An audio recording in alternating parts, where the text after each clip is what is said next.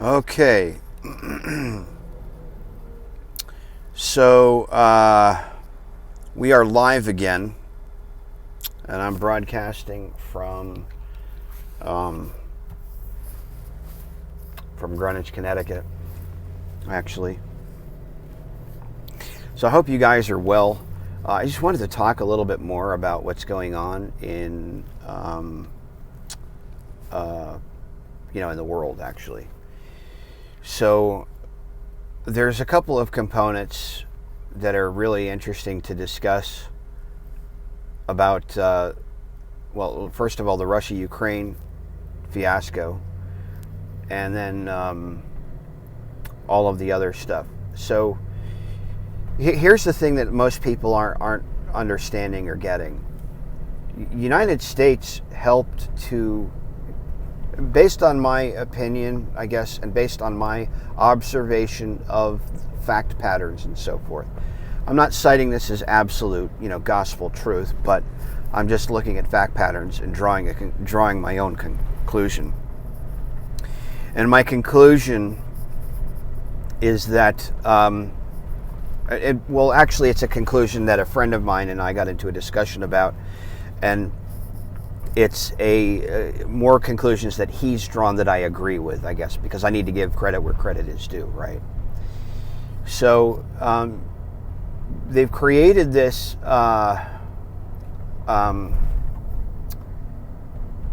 what has happened is the United States, as a consequence of shipping all of our manufacturing overseas, has helped to expedite the growth, the socioeconomic growth of these other countries. In particular, the Indian, the Indian continent, and also China. I mean, that kind of goes without saying. And when I was in college, which was back in the early 90s, we had talked about, China was one of the things I actually wrote a paper about, and it was it was then, I guess, considered a second world country, quickly emerging, moving towards being a first world country. And that was because of the manufacturing component of the manufacturing component of the economic growth that was stimulated by the United States exporting all of its manufacturing overseas. And this is kind of the point Donald Trump was trying to make. It's like we've been moving all of our manufacturing offshore, and it's basically allowed these countries to become very, economic powerhouses. And it's also served to diminish our power here in the West. Anyway, that's kind of an aside. So the Ukrainian-Russian thing is somewhat multifaceted, but my understanding of it is that, okay, so it's been revealed that there have been some U.S. bio companies there that are, been funded by the United. There are companies over in the Ukraine that were paid for by the United States. And the other aspect of this is like, what was Hunter Biden doing on the board of a Ukrainian energy company? What were Nancy Pelosi's children, Mitt Romney's kids, and the rest of them, Hillary Clinton? What were their ties to the Ukraine during the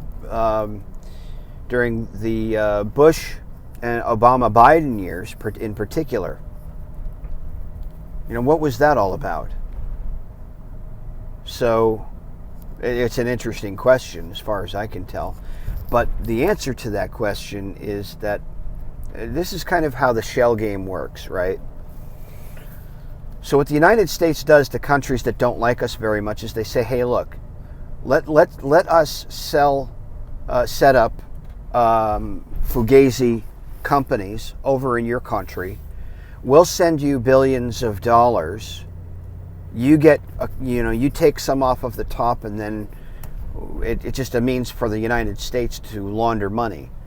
Now, I don't have any proof that's actually what's going on, but this is what's being suggested.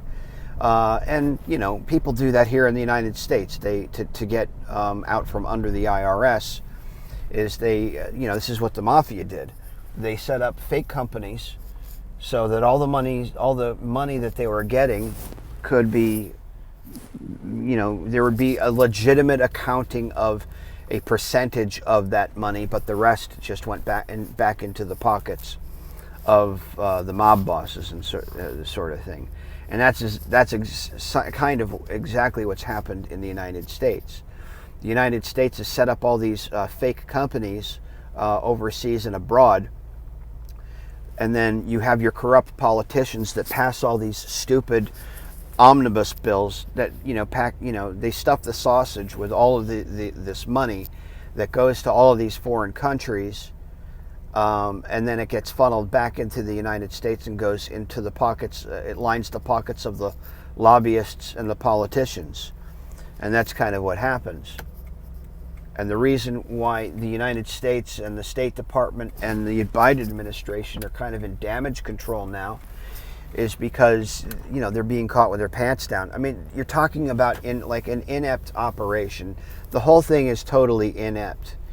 And it's corrupt as the day is long, and it's just really, really unfortunate that all this stuff is happening the way it is. Everybody loses, in this. There aren't any real winners. The real winners are the people, the hedgies and all of the well-to-dos and stuff are the ones that are making out like bandits. That's really what's going on, in my estimation, It used to be that I was riding around on motorcycles, and now I'm just riding around in my truck.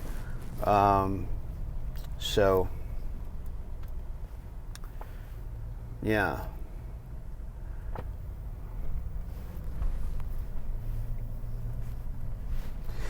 But anyway, and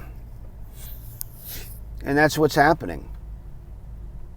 Now, so why is that happening? Well, in my opinion, and based on the conversation I had with my friend in Texas, he seems to be of the opinion, and I agree with him, that the Eurasian juggernaut, it's a Eurasian juggernaut. It's basically China, Russia, Ukraine, India, and then of course there's Africa. And what they're going to do, or what they've already started doing, for some time now, is they're exploiting the African continent for its resources because they can't do that in the West.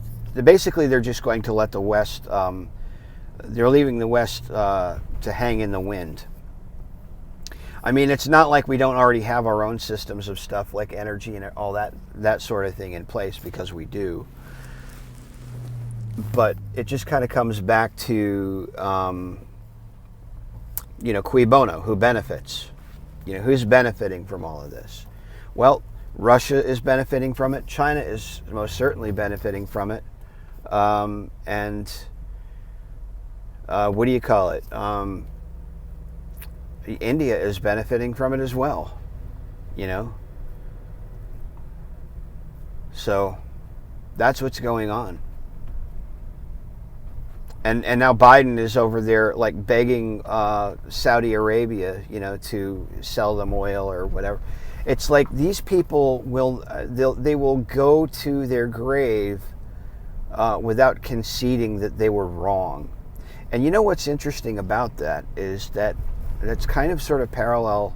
There's sort of a parallel to that in life. Have you ever been with a person or persons who you point out something like that's irksome or that's wrong or bothersome, and they will not accept responsibility for accept responsibility for their actions, home and abroad? Nobody wants to accept responsibility for anything. It's just like it's like cut and run. And it's unfortunate because all of us are having to suffer the consequences of the evils of a select few people. And I think there's a good... I'm actually kind of, in a way, I know this probably sounds terrible to some people, but I'm actually in a way kind of happy that it's happening. I mean, if bringing down the New World Order, you know, and the NATO allied and the allied NATO nations is part of exposing all of the baloney that's been going on, then I think it can't be a bad thing. But the unfortunate thing about it is that innocent people are getting caught up in the malaise of other people's, you know, baloney, other people's BS, and that's unfortunate as well. So that's all I got for now. I just wanted to touch base with you guys. I got to bring this live cast to an end, and I don't want to do it while my hand is on the wheel because I'm afraid I'll push the wrong button. I love you guys, and I'll be in touch.